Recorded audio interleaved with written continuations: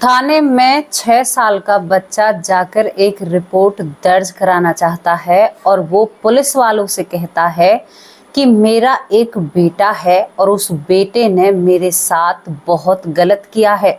उस बेटे को मैंने अपनी सारी जायदाद सौंप दी और उस बेटे ने मुझे ही इस दुनिया से दूर कर दिया। पुलिस वाले जब उस लड़के को देखते हैं तो उसका उपहास उड़ाते हैं, कहते हैं कि अभी तुम खुद ही 5 साल के हो और दूसरे पर आरोप लगा रहे हो। उस लड़के के माँ बाप को धमकाया जाता है, कहा जाता है कि हम बिल्कुल फ्री नहीं हैं, हमारे पास बहुत काम है और बहुत ऐसे केस हैं जो आपकी इस घटना या इस केस से महत्वपूर्ण हैं और आपके पास कोई ऐसे साक्ष्य नहीं हैं जिससे आप हमें परेशान कर रही हैं। यहाँ पर ये 5 साल का लड़का जो 6ठी साल में चल रहा था, ये फूट फूट कर रोने लगता है और अपने माँ बाप से कहता है कि मुझे न्याय चाहिए। मैं उन लोगों से न्याय लेना चाहता हूँ, मैं उन्हें नहीं छोड़ूंगा।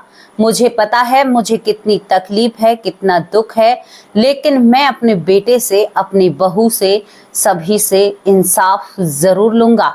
मैं उन्हें सलाखों के पीछे पहुंचा कर रहूंगा।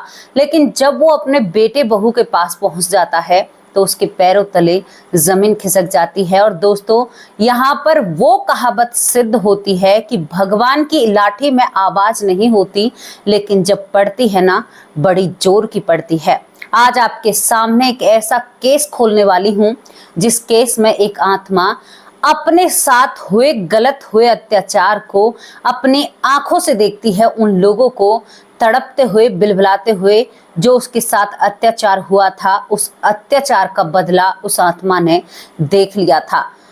कैसे एक 5 साल का लड़का न्याय मांग रहा था पुलिस वालों से, कैसे पुलिस वालों ने उपहास उड़ा दिया था। कौन था 5 साल के बेटे का, यानी उसका बेटा कौन था जिससे वो जमीन जायदाद के बारे में बात कर रहा था। दोस्तों, ये पूरी घटना जब आप लोगों के सामने मैं रखूंगी ना, तो आप लोग हैरान हो जाओगे और काफी परेशान भी हो जाओगे। और उन लोगों को सीख मिलेगी जो लोग बच्चे गोद लेते हैं या अपने घर परिवार में से बच्चे गोद लेते हैं। हालांकि हमने ये नहीं कहा है कि सब ही ऐसे होते हैं। तो चलिए इस घटना को सुनने के लिए तैयार हो जाइए। ये घटना बड़ी ही रोचक है और बड़ी ही समाज में सुधारक एक लाइन लाएगी, लोगों को सुधरने पर मजबूर करेगी और भगवान की लाठी या भगवान के न्याय के बारे में भी आप लोगों को बताएगी। तो कहां से शुरू होती है दोस्तों? ये घटना दिल्ली से शुरू होती है। दिल्ली से क्यों शुरू होती है? क्योंकि दिल्ली में एक शिशुपाल नाम का व्यक्ति रहता है। इस व्यक्ति के परिवार में इसका एक बेटा होता है, बेटे की बहू होती है और बहू के 3 बच्चे होते हैं, यानी 2 लड़के और 1 लड़की होती है। शिशुपाल अपने इन पोती पोतों के साथ और अपने बेटे बहू के साथ बड़ी ही खुशनुमा जिंदगी बिता रहा था। जिंदगी में कोई दुख और तकलीफ नहीं थी। अच्छा, इनके बारे में थोड़ा सा इनकी जिंदगी के पीछे हमें कुछ पन्ने बदलने होंगे, कुछ चीजों को जानना होगा कि इनकी पिछली जिंदगी में ऐसा क्या था। तो यहाँ पर जो शिशुपाल होता है और शिशुपाल का बेटा यहाँ पर जो हरपाल होता है, दरअसल ये एक गांव के वासी थे। अब आपको शिशुपाल के बारे में बताऊं, शिशुपाल के भाई का बेटा था ये जो हरपाल होता है। शिशुपाल किसी भी संतान का पिता नहीं था क्योंकि इनकी शादी नहीं हुई थी। शादी नहीं हुई थी तो इनके बच्चे नहीं हुए थे और जो शिशुपाल था वो बिना शादी के अपनी जिंदगी बिताता है। और दोस्तों, यहाँ पर शिशुपाल ने हरपाल को गोद लिया हुआ था।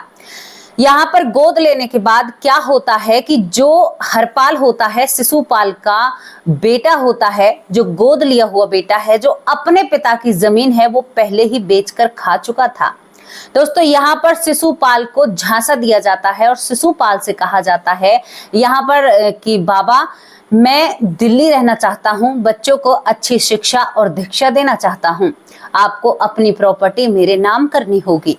आप ऐसी प्रॉपर्टी मेरे नाम कर दीजिए कि जिससे मैं यहाँ से जाकर दिल्ली अपने बाल बच्चों का पालन पोषण कर सकूं, बच्चों को पढ़ा लिखा सकूं। दोस्तों, इन बातों को सुनकर जो शिशुपाल होता है वो कहता है कि है तो मेरा ही बेटा, मेरे ही भाई का बेटा है, मैंने गोद लिया हुआ है। यहाँ पर वो अपने 5 किले इस हरपाल के नाम कर देता है और इस तरह से नाम करता है कि जीते वस्तु मेरे और मरने के बाद इस बेटे के हो जाएंगे जो हरपाल है। दोस्तों यही सब कुछ चलता है और यहाँ पर इस जमीन को इस हरपाल के नाम कर दिया जाता है और इस जमीन में से जो 1 किला होता है उसे बेचकर ये लोग दिल्ली जाकर रहने लगते हैं। अब कागजों की कार्रवाई थी कि जीते जी इसकी और मरने के बाद इसकी है, यानी दोनों बाप बेटों में सौदा हुआ था, गोद लिए हुए बेटे का सौदा हुआ था। शिशुपाल दिल्ली आकर कुछ दिन बेकरार बेचैन रहता है। गांव का माहौल वहां पर शिशुपाल को नहीं मिलता है। शिशुपाल बड़ा ही दुखी और परेशान हो जाता है, लेकिन धीरे धीरे शिशुपाल उस दिल्ली जैसे शहर के माहौल में ढलने लगता है। लेकिन कहते हैं ना कि चिंताओं के बादल और एक आफत आने के बादल उसे घेर रहे थे। एक ऐसा तूफान जो बिना बताकर शिशुपाल की जिंदगी में आता है। शिशुपाल करीबन ऐसा होता है 74 साल का बुजुर्ग होता है। काफी बड़े बड़े पोती, एक पोती थी, 2 पोते थे और हरपाल भी वहां पर अपना छोटा मोटा काम देख लेता है। इसके बाद एक दिन इन दोनों परिवारों में, यानी कि यहाँ पर जो शिशुपाल होता है, इसकी लड़ाई हरपाल से होती है। हरपाल से जब इसकी तू मैं होती है, क्योंकि खाने के ऊपर होती है। हरपाल की पत्नी ढंग से खाना बनाकर नहीं देती है, जिससे शिशुपाल कहता है कि बेटा, क्या इसी दिन के लिए मैंने तुम्हें जमीन दी थी? इसी दिन के लिए मैंने तुम्हें अपना बेटा माना था? मैं यहाँ पर भूखा मर रहा हूँ तो मुझे ढंग से खाना भी नहीं देते। गाँव में तो मैं किसी और के घर खाया करता था, अब तो तुम मेरे साथ गलत कर रहे हो। तो यहाँ पर इसको धमकाया जाता है और कहा जाता है कि चुपचाप खा लो जो मिल रहा है। ये तेरा गांव नहीं है और यहाँ पर कोई तेरा हिमाती नहीं आएगा। जो कुछ है हम ही हैं। एक बेटा पल में अपना रूप बदल लेता है। जिस बेटे को गोद लिया था, शिशुपाल भांप चुका था कि मैंने क्या गलती की है। अब यहाँ पर शिशुपाल अपनी गलती को सुधारने की कोशिश करता है। शिशुपाल हरपाल से कहता है कि मुझे किसी गाड़ी में बैठकर जाना है, मैं तुम्हारे पास नहीं रहूंगा, अभी तो जमीन मेरे नाम है। तो यहाँ पर हरपाल को इन बातों की भनक लग जाती है। हरपाल कैसे इतनी करोड़ों की जो प्रॉपर्टी थी उसे कैसे यूं ही हाथ से जाने देता। एक लालच हरपाल के दिमाग में एक खुरापाती आइडिया आता है और यहाँ पर ये शिशुपाल को मना लेते हैं। शिशुपाल जो घर से बाहर रूठ कर बैठा हुआ था, करीबन शाम को शिशुपाल को हाथ जोड़कर पैर पकड़कर मना लिया जाता है और उसे घर के अंदर ले जाया जाता है। बुजुर्ग व्यक्ति था, वो भी सोच लेता है कि कम से कम मुझे मनाया तो था। दोस्तों इसके बाद ही यहाँ पर क्या होता है कि रात के बाद जब सुबह होती है, पड़ोसियों ने भी देखा था कि इसने मनाया है, लेकिन सुबह पता चलता है कि शिशुपाल इस दुनिया में नहीं रहा है। पड़ोसी हैरान हो जाते हैं। महिलाएं आपस में बात करती हैं, अरे रात को तो हट्टा कट्टा सा, हमने कुछ नहीं देखा, बहुत तंदुरुस्त था, ऐसे कैसे मृत्यु हो गई। सभी ने अचंबा किया और यहाँ पर जो हरपाल होता है, शिशुपाल को गांव में लाकर जल्दी से आनन फानन में उसका अंतिम संस्कार कर देता है। दिल्ली जैसे शहर से उसे घर लाया जाता है और घर लाकर वहां पर जाकर कहा जाता है कि इसका हार्ट फेल हो चुका है। अब गांव के वासी तो वहां पर नहीं थे। गांव में जाकर उसका अंतिम संस्कार कर दिया जाता है। और दोस्तों यहाँ पर हरपाल शिशुपाल को इस दुनिया से दूर भेजकर, शायद उसने दूर भेजा या उसकी मृत्यु किसी तरह से हुई और वो अपनी जिंदगी बड़ी खूबसूरत तरीके से जी रहा था। उसे लगा कि अब बाबा के मरने के बाद, जो मेरा चचेरा बाबा है, उसके मरने के बाद सारी प्रॉपर्टी और सच में उसके नाम आ जाती है। कोर्ट कचहरी से धक्का खाता है और वो सारी प्रॉपर्टी अपने नाम कर लेता है। दोस्तों यहाँ पर बहुत बड़ा अन्याय हुआ था। क्या हुआ था, कैसे उसकी मृत्यु हुई थी, बहुत सवाल उठते हैं। तभी दूसरी तरफ एक दूसरी कहानी जन्म लेती है और वो कहानी सभी को झंझोर कर रख देगी जब वो कहानी सबके सामने आएगी। यहाँ पर दोस्तों बिसौली के पास सिद्धपुर कैथोली गांव पड़ता है। बिसौली के पास सिद्धपुर कैथोली गांव पड़ता है और यहाँ पर एक बच्चे का जन्म होता है। इस बच्चे का जब जन्म होता है तो जन्म से ही इस बच्चे के गले पर कुछ निशान थे, जिन निशानों को देखकर माँ डर जाती है। ये बच्चा घर में पैदा हुआ था। माँ कहती है कि मेरे बेटे को किसी अच्छे से डॉक्टर को दिखाओ, मेरे बेटे के गले पर निशान हैं। इन्हें नहीं पता था कि ये निशान आगे चलकर क्या क्या कहने वाले हैं और क्या क्या सुनाने वाले हैं, क्या क्या आप बीती बताने वाले हैं। दोस्तों जब इस बच्चे को हॉस्पिटल में दिखाया जाता है तो डॉक्टर कहते हैं कि कोई बड़ी बात नहीं है, इससे कुछ नहीं होगा, ये बचपन से ही किसी किसी को निशान आते हैं, शायद नाल गले में लिपटी हुई होगी तुम्हारे बच्चे की। माँ कहती है कि नहीं, ऐसा तो नहीं है। दोस्तों इसके बाद इस बच्चे को घर लाया जाता है, बड़ी धूमधाम से इसका स्वागत किया जाता है, पंडित को बुलाया जाता है। तो इस बच्चे का नाम रोहन रखा जाता है।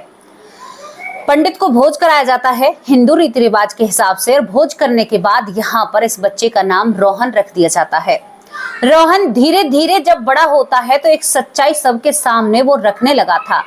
रात को जब वो सोता है तो एकदम घबराते हुए उठता है और बहुत जोर जोर से रोने लगता है और बहुत जोर जोर से यानी चीखने लगता है कि माँ मुझे मार दिया, माँ मैं मर जाऊंगा, मेरे बेटे ने मुझे मार दिया। माँ कहती है कि तू ही छोटा सा है, तुझे कौन मार सकता है मेरे लाल, मैं तो तुम्हें देख रही हूँ, आज तक मैंने तुम्हें कहीं जाने भी नहीं दिया।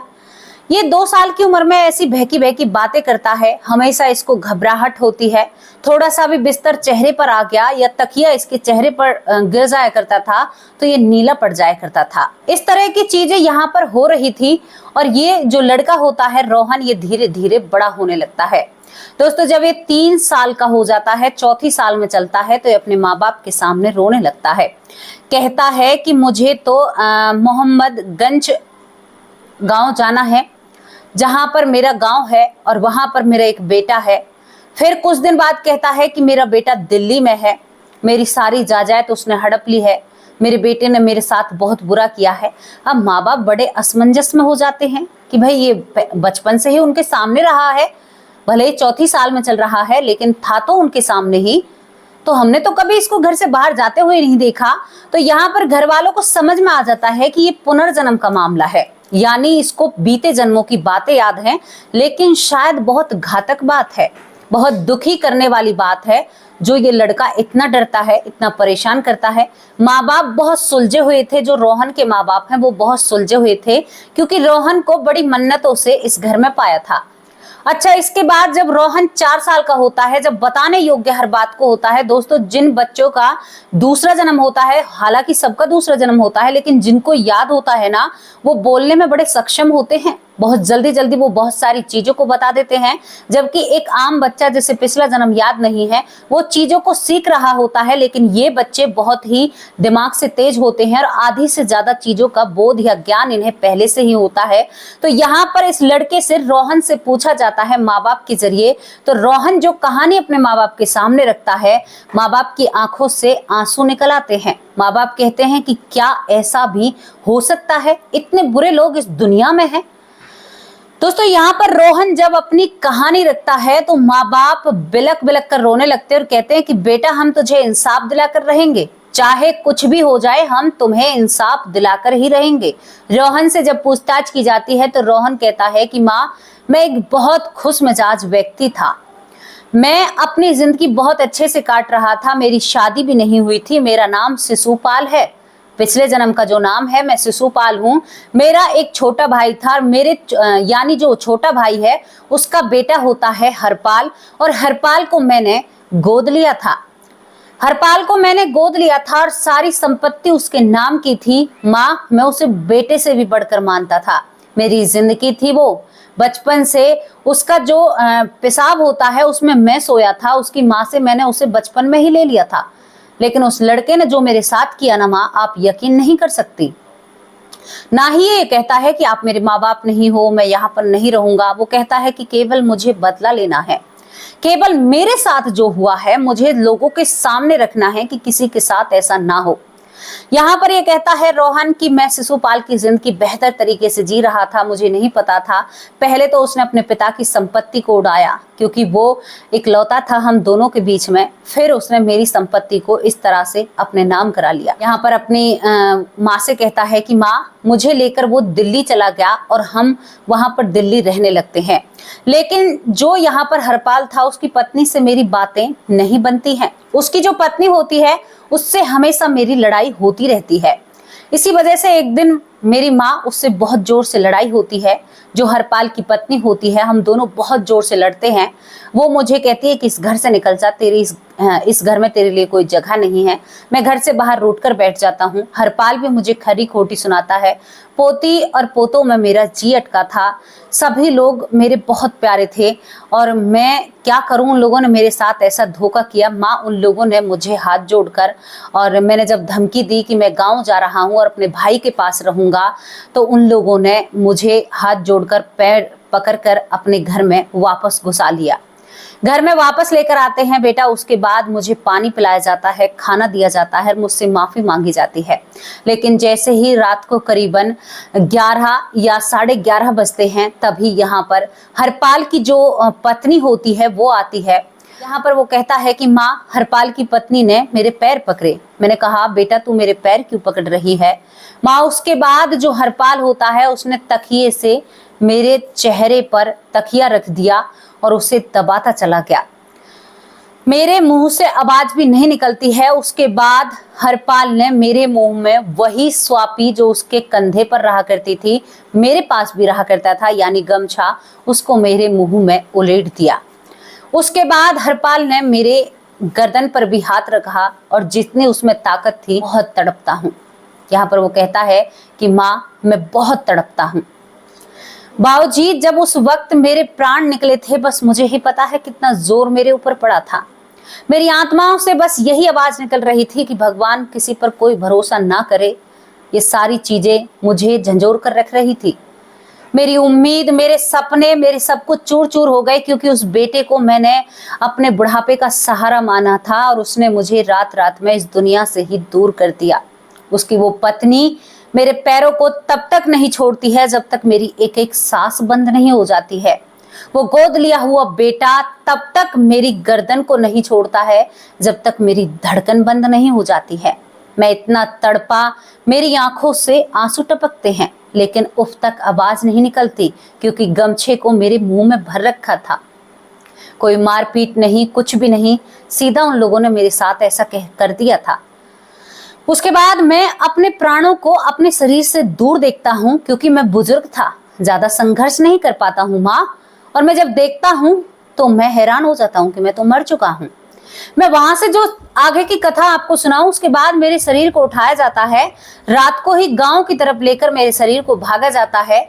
यहाँ पर जब ले जाया जाता है, करीबन सुबह 5:30 बजे मेरे शरीर को लेकर गांव की तरफ चल देते हैं और गांव में जाते ही कहते हैं कि इसका हार्ट फेल हो गया है, हॉस्पिटल से इसको लेकर आए हैं, मैं नहला धुला कर लाया हूँ।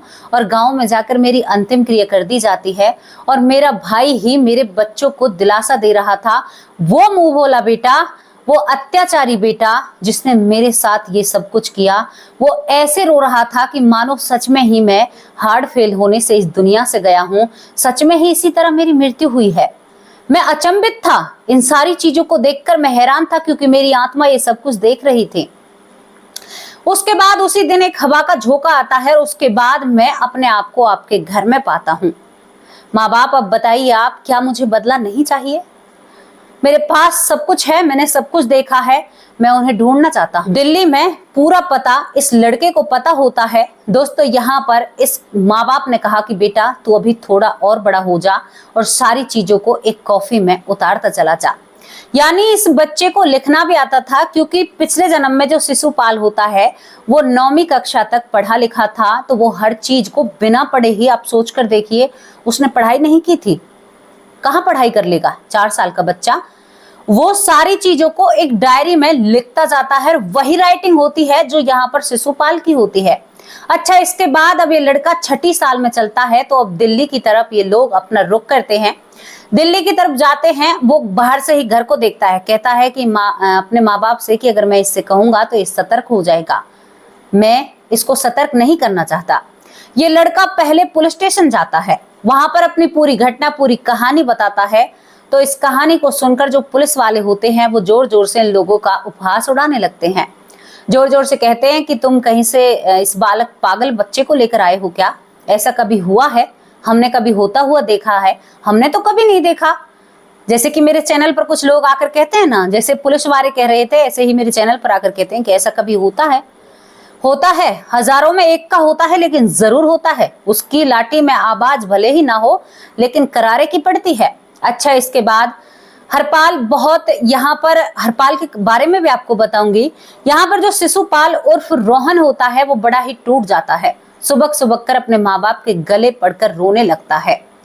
अब यहाँ से ये परिवार हताश होकर अब उस घर पर जाना चाहता है जहां पर हरपाल रहा करता था। दोस्तों, जब वहां पर जाकर जो इस शिशुपाल ने देखा उसे देखकर तो ये हैरान और परेशान हो जाता है और अपने माँ बाप से हंसते हुए कहता है कि अब मुझे किसी पुलिस की जरूरत नहीं है, भगवान ने तो इसे खुद ही सजा दे दी है। इसके बाद की जो घटना मैं आपको बताऊंगी उसे सुनकर तो आप और भी हैरान हो जाओगे।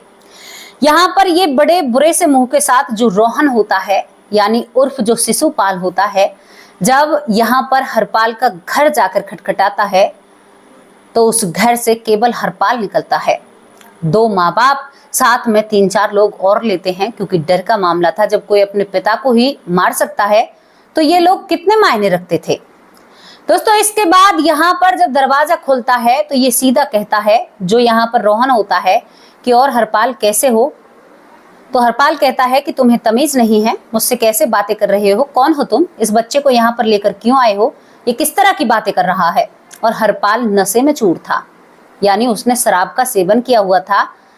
तभी यहाँ पर ये जो शिशुपाल होता है, रोहन जो 6ठी साल में चल रहा था, पीता तो था लेकिन इतनी पीने लग गया है। तो यहाँ पर एकदम से हरपाल कहता है कि क्यों ना पीऊं, मेरी पत्नी इस दुनिया में नहीं रही है, क्यों ना पीऊं, मेरे दोनों बेटे इस दुनिया में नहीं हैं, मैं कैसे शराब का सेवन नहीं करूं, मेरी बेटी भी इस दुनिया में नहीं है। इन सारी बातों को सुनकर जो शिशुपाल उर्फ रोहन होता है वो कहता है कि हरपाल तू क्या बात कर रहा है।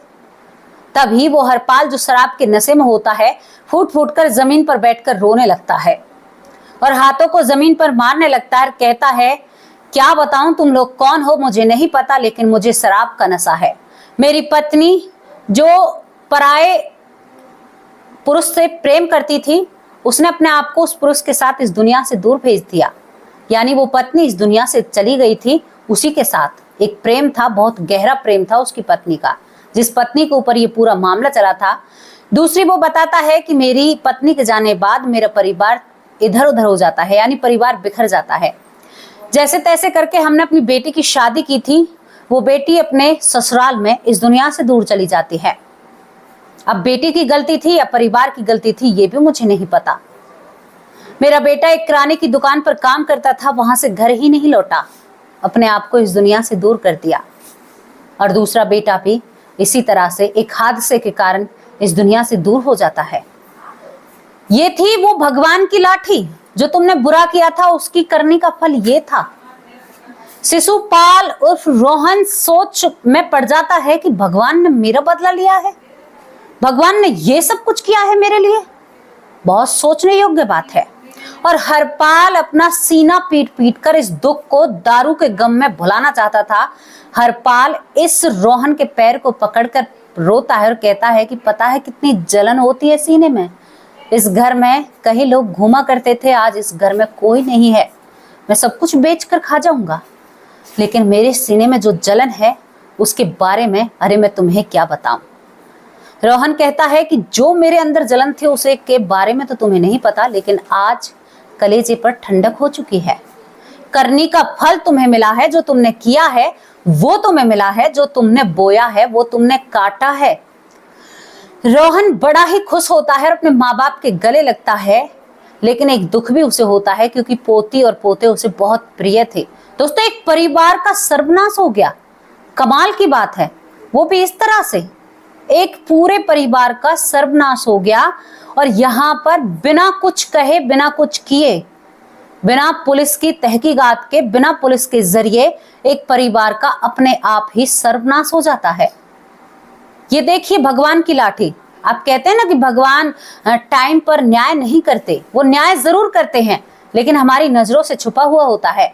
अगर यहाँ पर शिशुपाल को याद नहीं होता, रोहन बनकर नहीं आता, तो शायद लोग यही कहते कि भगवान न्याय नहीं करते, प्रकृति हमेशा न्याय करती है, भगवान हमेशा न्याय करते हैं, केवल हमारी नजरों से चूका हुआ होता है। किसी के परिवार के साथ कुछ हो रहा है ना, तो वो उसकी करनी का फल है, बुरा मत मानना बिल्कुल भी। कहीं ना कहीं से कोई ना कोई तार जरूर जुड़े हुए हैं, आपसे किसी का जरूर बुरा हुआ है जो आपके साथ ऐसा हुआ है। हमारे साथ कुछ गलत होगा तो हमें भी लगेगा कि हमसे कुछ ना कुछ जरूर गलत हुआ है, हमने कहीं ना कहीं कुछ ना कुछ तो जरूर गलत किया है, जो उस करनी का फल हम भोग रहे हैं। क्योंकि आप इस घटना के या इस कहानी के माध्यम से जान सकते हैं कि हरपाल की पूरी दुनिया उजड़ जाती है। हरपाल नालियों में गिरकर रह जाता है। शराब के नशे में क्या है उसके पास, सारी जमीन बेचकर खा चुका था जब तक वो लड़का 6 साल का होता है। कुछ भी नहीं रहता है उसके पास। दिल्ली की नालियों में वो गिरा पड़ा रहता है। जो आप ये देखते हो ना, भिखारी जो पड़े रहते हैं नशे में, ये इनकी करनी का फल है, ये अपनी करनी का फल भोग रहे हैं और पूरा भोग कर जाएंगे। हम और आप इनके बीच में यानी दखलंदाजी नहीं दे सकते, जान पूछ कर भी नहीं दे सकते। मन करता है इनकी सेवा करें, इन्हें ठीक करें, लेकिन इनके कर्म कैसे हैं हमें क्या पता, नहीं पता ना हमें। तो इस कहानी से आपको क्या शिक्षा मिली, मैं आप लोगों से जरूर पूछना चाहती हूँ। और बहुत ही रोचक घटना है, शेयर करने योग्य है, अपने परिजनों को पास जरूर पहुंचाएं। कभी भी सोच विचार कर ऐसी घटना को अंजाम ना दे। यहाँ पर रोहन बड़ा ही खुश होकर जाता है, कहता है कि माँ अब मुझे इस हरपाल से कोई लेना देना नहीं है, भगवान ने इसको इसकी करने का फल दे दिया है। चलिए अब हम अपने घर जाकर एक अच्छी और एक नई जिंदगी की शुरुआत करते हैं। एक बच्चे के मन से घृणा और प्रतिशोध और कहते हैं ना कि बदले की भावना बिल्कुल खत्म हो चुकी थी। तो मैं यही आप लोगों से कहना चाहती हूँ कि भगवान हर चीज का, अपने प्यारे, अपने परिवार का, अपने बच्चों का वो पूरा हिसाब किताब करते हैं। जिस तरह से एक पिता एक टॉफी से 4 टुकड़े कर चारों बेटों को बांटता है ना, उसी तरह से भगवान भी हमें अपने साथ रखता है। चाहे वो कोई भी धर्म हो, कोई भी पंथ हो, वो सभी को एक समान मानता है और सभी के बारे में वो अच्छा सोचता है। कभी वो किसी के बारे में बुरा सोच ही नहीं सकता, क्योंकि हमारे वो परम पिता हैं, वो बुरा कैसे सोच सकते हैं। एक भाई अगर दूसरे भाई को चांटा मारता है तो पिता कड़ाकेदार तमाचा उसके गाल पर रखता है, कहता है कि तुम्हें समझ नहीं आता, ये तुम्हारा भाई है, तुमने इसके साथ गलत किया तो हमारे पिता हमारे साथ अन्याय कैसे होने दे सकते हैं। कभी ना कभी तो उस पाप का आपको दंड मिलेगा, और वो यहाँ पर भी मिलेगा और वहां पर भी मिलेगा। कैसी लगी आप लोगों को स्टोरी, अपनी राय कमेंट बॉक्स में जरूर रखना। आप सभी को शाम के वक्त बोल रही हूँ, माफ करना। सभी को रक्षाबंधन की ढेर सारी शुभकामनाएं। हैप्पी रक्षाबंधन। सभी के भाइयों की लंबी आयु हो, और मेरे भी चैनल पर जितने मेरे भाई हैं उन सभी की आयु लंबी हो, भगवान से प्रार्थना करती हूँ। और मेरी जितनी भी बहनें हैं उनके भी भाइयों की लंबी आयु हो, और सभी पर भगवान अपनी कृपा बनाए रखें, आशीर्वाद बनाए रखें। आप सभी को भर भर कर ढेर सारा प्यार, ढेर सारा कहते हैं ना कि हमारी तरफ से बहुत अच्छी अच्छी प्रार्थनाएं आप सभी लोगों के लिए, और आपको रक्षाबंधन की ढेर सारी बधाई। अब आप लोगों से विदा लेती हूँ, कल हाजिर होंगे। आज नाम नहीं ले पाई हूँ, एक सच्ची और अच्छी स्टोरी के साथ। तब तक के लिए नमस्कार, जय हिंद, जय भारत।